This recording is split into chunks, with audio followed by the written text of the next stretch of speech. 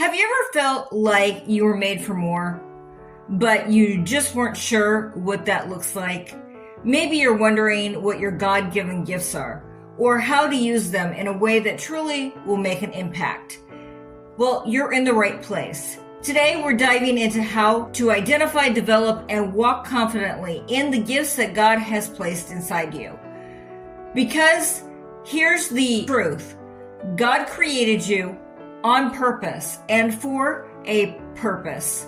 So grab your Bible, get comfy, and let's explore how to step fully into what God called you to do.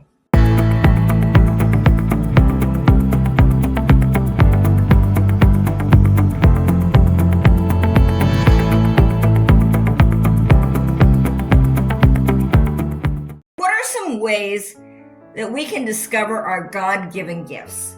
One is to pray and ask God for guidance. I always start here. Start with prayer. Ask God to reveal the gifts He has placed inside you. He is the ultimate source of wisdom, and He will guide you as you seek His will. The Holy Spirit will teach us all things. The Holy Spirit will bring all things to our remembrance.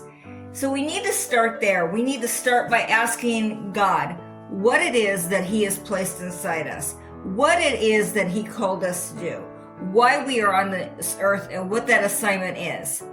There are hidden gifts and talents that you don't even know about. Things that you think you can never do, but you actually can, and that you are gifted at. But because you weren't good at it, or somebody told you you weren't good at it, you believed them, and you never tried it.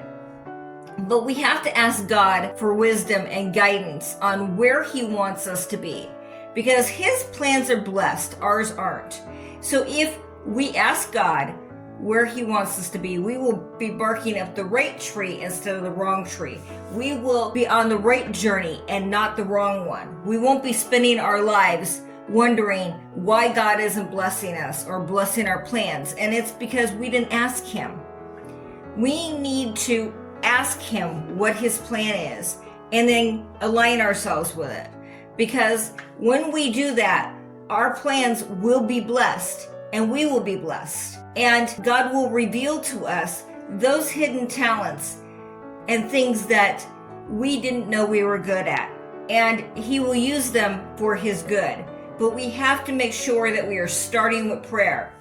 And then we need to read the Bible. Read scripture for clarification. The Bible is filled with wisdom about spiritual gifts. You can reference Romans 12, 6 through 8, 1 Corinthians 12, 4 through 11, Ephesians 4, 11 through 13. Study these passages to understand how God equips His people. Like I said, you were born with a purpose. You were not born on accident. You were not an accident at all. God had you in mind from the foundation of the earth. He had you in mind. He knew what color hair you would have, what eye color you would have, who your parents would be, and what talents and gifts you would have. And He also knew what purpose He had for your life. But we have to read the scripture and know that God has a purpose. And know that God did not create us on accident. We are not an afterthought. God loves us. He has a plan for our lives, and a plan to prosper us and not to harm us, as Jeremiah 29:11 says. A lot of times we think that God's plans are to harm us, and they're not to harm us. They are for our good. They're for the good of His kingdom. They are for the good of other people, so that we could be a blessing to others. But unless we get in the Word, unless we pray, we are not going to know what our gifts and talents are. We're not going to see how God used people in the Bible, like Esther, who was raised by her cousin. She was raised in that environment so that she would be equipped when she got to the palace. She would know how to act when she got to the palace. We see Joseph, and Joseph went through adversity.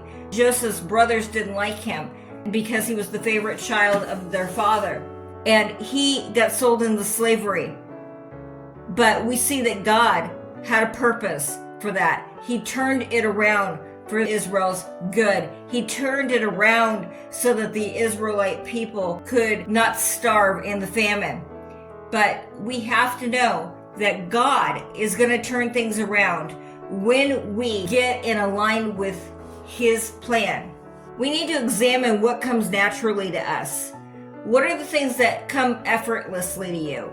What are your natural talents and gifts and abilities? Because these are often indicators of the gifts God has given you. Can you write effortlessly? Can you speak effortlessly? Do you do math well? Do people ask you about how you grew your business? Do you have talents and gifts like art, painting, or you can fix cars? What are your natural gifts and abilities? Because these are things that God has equipped you to do. A lot of times we think because they're effortless to us, they are effortless to everybody else. But they're not effortless to everybody else. They're only effortless to you, people who are talented in that arena. We need to understand that God has equipped us to do things that He didn't equip other people to do. He equipped other people to do things that you're not equipped to do. But we have to make sure that we are examining what comes effortlessly to us. And we need to pay attention to what brings us joy. God's gifts are often tied to our passions. What excites and energizes you when you serve others? That's a clue to your calling. What makes you angry? What is that thing that you watch on the news or you watch a documentary about and it makes you angry and you say that somebody's got to do something about this? That somebody is you, because God has put a burden on your heart for that situation. What is it that you love to teach people about? What is it that you love to do? What would you do if money wasn't an object, if you didn't need to be paid, if all your bills were already paid, you had all the money in the world? What would you do? And you do it just because you love to do it and not because you want to be paid. That's often an indication of your calling. What makes you cry? You hear this story about a child who's been abused or an animal that has been abused, and you start to cry. Or a child has been in a situation with parents who were arguing all the time, and there was domestic violence in that situation, and you start to cry. And not because you've been in that situation, but because you want to do something to help. You want to help that child. You want to help the animal. You want to help the homeless. God puts certain burdens on our hearts so that we will go and help those people. Those are the people we are called to help. And we need to seek wise counsel. We need to talk to trusted mentors and pastors or friends who know us well, because often they could see our gifts and talents better than we can. Because a lot of times we are too close to the problem, and your best friend or your parents or your pastor or your coworkers can see where you're naturally talented and you can't. So we need to seek wise counsel. We need to ask people what they think that we're naturally talented at, and they can give us a better answer than we could come up with on our own. And then we need to look at how we serve others. Our gifts are meant to build up the body of Christ, to further the kingdom of God. So where are we naturally finding ourselves helping and leading and teaching or encouraging others? Where is it that the pastor thinks that we are gifted and so he puts us in that situation? Where do we fit in the body of Christ? What is our calling? Where should we be serving? Because I find too many times that churches and employers try to fit people into square holes, round pegs into square holes, because they think that they can use anybody and just teach them how to do what they need. But the thing is that if we would play to people's talents, if we would put people where they are talented, they would flourish. But instead, we are putting people in situations and in jobs and giving them tasks that they are not suited for. They're not good at it. And we're trying to make them good at it. we're trying to make them be a person who God didn't call them to be. And when we do that, when we put people in positions that they are not called for, and when we put people in positions that they're not naturally talented at, A, you are breaking their spirit, and B, you are not seeing the big picture. You're not seeing where they need to be. And you're actually causing them to be outside of God's will. And then we could take a spiritual gifts assessment. Many churches offer spiritual gifts assessments that can help pinpoint areas that you might be gifted in. They're not definitive, but they can be a helpful tool. They can lead you to find out where God might be leading you.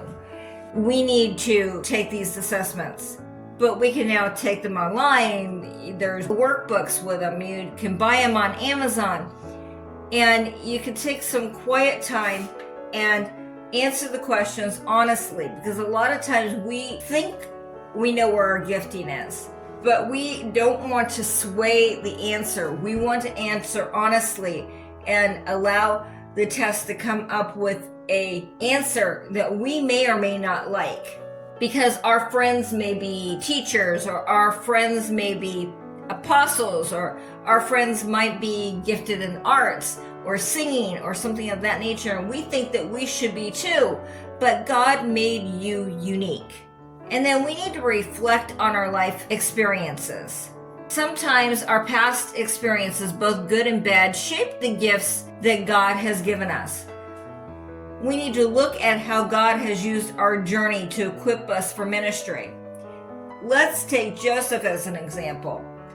Joseph was raised in a situation where he has all these brothers and a sister, and he is the favorite child. All of his brothers are always trying to do things to annoy him, and they get so upset because the father has given him a coat of many colors that they sell him into slavery. Then he is sold to Potiphar, who is the captain of the army for Pharaoh. He becomes the right-hand person in Pharaoh's house because the way he was raised, with the principles, he was taught to be hardworking and to respect authority, and he was given the principles of God, and he followed those principles. Potiphar's wife takes a liking to Joseph, and she wants to cheat on her husband with Joseph, but Joseph refuses. As he's running away, she rips off a piece of his garment, and then she tells her husband that he attacked her. He tried to assault her, which was not the truth, but he gets thrown in prison. In prison, there is the baker and the butler who have dreams that they don't know what they mean. Joseph interprets the dreams of these servants, the baker and the butler, and he tells one of them that they are going to be executed in 3 days. And he tells the other one in 3 days he was going to be restored to his former position. And both of those things happened. So the butler, who was restored to his position, forgets all about Joseph. So Pharaoh starts having these weird dreams. And then suddenly the butler remembers, hey, there's this guy in prison who can interpret dreams, and he can interpret them accurately. Pharaoh has Joseph brought to him and tells him the dream. And then Joseph interprets the dream, and he gives Pharaoh insight to what to do about the dream. The dream was that there was going to be 7 years of plenty and 7 years of famine. So Joseph suggested that they hold back food. They ration the food during the prosperous times so that they would have food to eat in the lean times. Pharaoh made Joseph his right-hand man. In fact, Joseph handled everything, but basically Pharaoh was the figurehead. Then Jacob and the brothers and their families are starving over here. And so Jacob hears that there is food in Egypt where Joseph is, but he doesn't know that Joseph is there. And he sends the brothers over to Egypt to buy food. Now, Joseph knows who they are, but they don't know who Joseph is. And so they're bowing down trying to beg him for food, and so they can buy food so that they don't starve to death. And he gives them more than enough. He blessed his enemies, so to speak. But Joseph was put into power so that he could save not only his own family, but he could save Egypt and the surrounding areas as well. He could save all these people by being brought to power.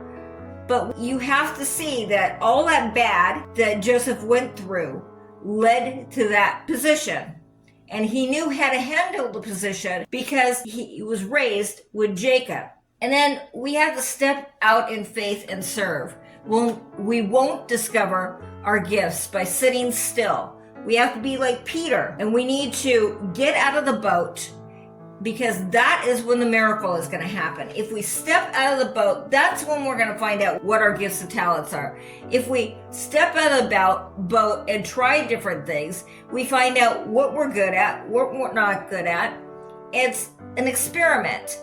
And then we can then lean into our strengths and master our weaknesses. But we have to make sure that we are taking the time to step out of the boat and try different things and see what we're naturally gifted at. And then we need to trust God's timing and plan. Discovering your gifts is a journey, not a one-time event. We need to be patient, we need to be faithful, and we need to allow God to reveal his purpose for us in his perfect time. Because maybe there's a situation like Joseph that we need to be there for. Maybe God has a specific plan and purpose and timing so that we can save people's lives. Or maybe that we are going to help in a situation that would have been a disaster otherwise.